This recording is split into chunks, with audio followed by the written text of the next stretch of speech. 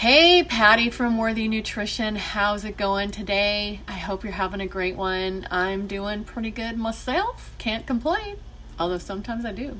Anyway, I am here to talk to you about leaky gut. And, it's all over the place now, but I think a lot of people don't really know exactly what that entails. So that's what I'm here for. Hi, Rick. Thanks for watching. So it's also known as increased intestinal permeability.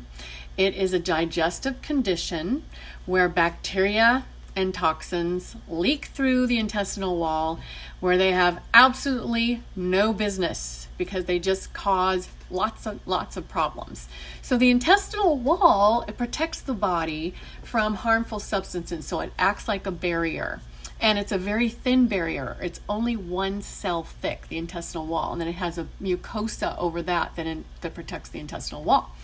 So small gaps in the intestinal wall, called tight junctions, allow water and nutrients to go through and into the bloodstream to get to the cells and, deliver all the nutrients and do what it's supposed to do. And then it makes sure not to get bigger, it's still blocking the harmful substances which are bigger.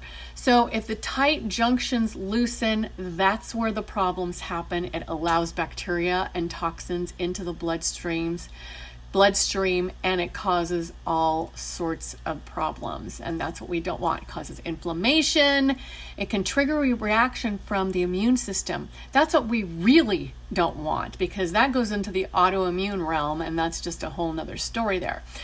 So there is a protein that can stimulate, or it actually regulates the intestinal permeability. It's called zonulin, which I love. I love this word. It's like, it sounds like a planet or a spaceship, like the SS Zonulin checking in, or even better yet, the Zonulins are attacking. Anyway, I digress a little bit, but you'll never forget that word, right?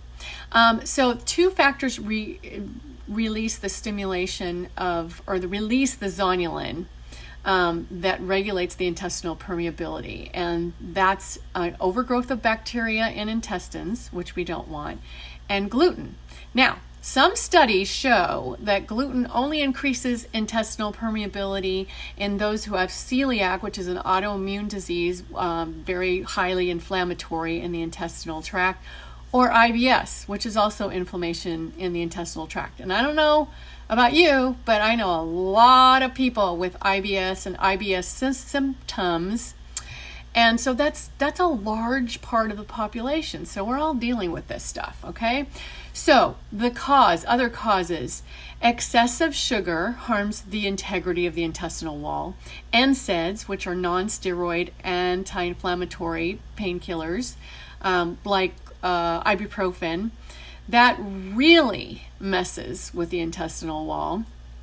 Excess alcohol intake will also do that, as well as nutrient deficiencies like A, D, and zinc. Chronic inflammation, of course, as we talked about before with the celiac or the IBS. Chronic stress. Stress definitely will kill off the good bacteria in the gut. And the good bacteria, one of the things that they do is they protect the gut wall and the integrity of the gut. It has to be good balance. So I said chronic stress, poor gut health, yeast overgrowth, that darn candida. Candida is so hard to get rid of because it is a survivor to the max, and it manipulates all sorts of stuff, but it's really there if it's down here. So if the candida is down here at a lower level, it just hangs out until we pass on, and then it breaks down the body. But if it's here and we're still alive, it's breaking down the body a little bit too soon, if you know what I mean, and that really contributes to the leaky gut whole thing.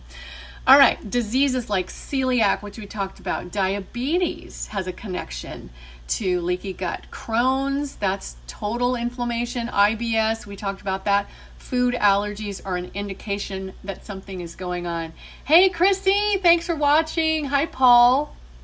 And then what else did I want to say about that? So symptoms can be bloating, Sometimes gas and bloating. Food sensitivities will be a good indication sometimes.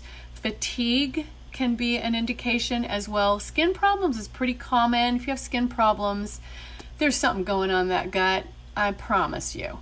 Digestive issues, that's obvious. What do? You limit the refined carbs, that's sugar and or grains that turn into sugar in the small intestines. Probiotics, definitely take your probiotics because they will crowd out the good bacteria, will crowd out the bad bacteria and, give you that good balance. Fermented foods also has a lot of probiotic strains in them. So things like sauerkraut and kimchi. There's a small percentage of the population that might not be able to tolerate fermented foods called a histamine reaction that I'm not going to get into. So if you can't tolerate it, then don't worry about it. You can just take a probiotic supplement.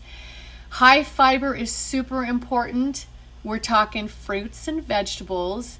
I want you to limit your fruits to 1 to 2 servings a day because we don't want to get crazy on the fructose, but it is a good source of fiber, but you can get a ton of fiber from your vegetables. And you want to limit the NSAIDs and the inflammatory, non-steroidal inflammatory painkillers like ibuprofen, things like that. Okay, and just to let you know, the medical community does not recognize this as a legit diagnosis, although there are many, many medical studies that prove that there is a thing such as leaky gut and intestinal permeability. You'll probably be more under intestinal permeability because that's like the scientific name or whatever.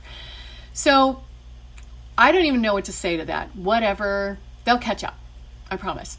So if you have any questions, let me know. I hope you got some value out of today.